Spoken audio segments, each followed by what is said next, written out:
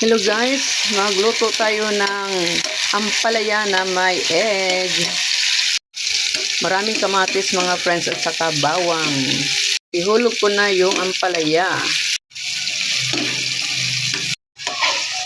Isang piraso lang ito mga friends pero mukhang marami na siya.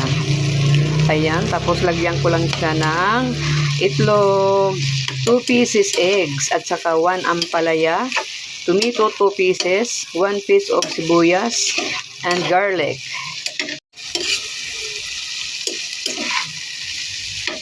Ito guys, nilagyan ko lang siya ng seasoning. Pero hindi ko na nilagyan ng asin. Baka aalat ba siya ba? Kaya saka na lang timplahan ulit kung okay ba ang timpla. Ayan guys.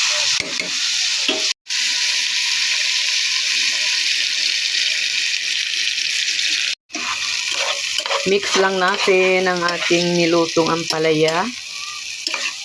Ayan. Favorite ni Aling Luning ang ampalaya na may egg. Matagal na ako hindi nakapagluto ng ampalaya mga friends na may itlog. Patuyuin ko lang ito mga friends. Tamang-tama na maluto yung egg, maluto din yung gulay. Ayan. Kasi meron pa siyang sauce, no? Sabaw-sabaw. Kaya kailangan na paigahin natin para masarap naman. Lagyan natin ng kaunting asin mga friends kasi medyo matabang pa. Ayan.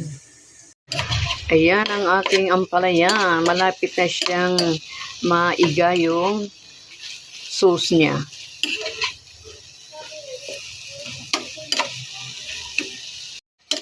Ayan guys, ito ang gusto ko sa ampalaya na tanggal na yung sabaw niya, yung tubig, 'di ba? Yung sauce ng tomato sauce, tomato sauce ng tomato at saka yung ampalaya. At saka yung egg, 'di ba? Kaya pag pag maluto na talaga yung wala na siyang tubig. Ayan guys, so mantika na lang.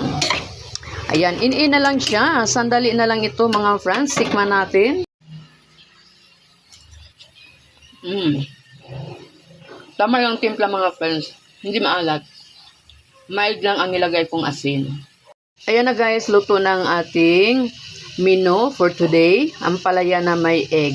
Ayan na guys, luto na ang aking bagong recipe ni Aling Luning. Ampalaya na may itlog. Maraming salamat po.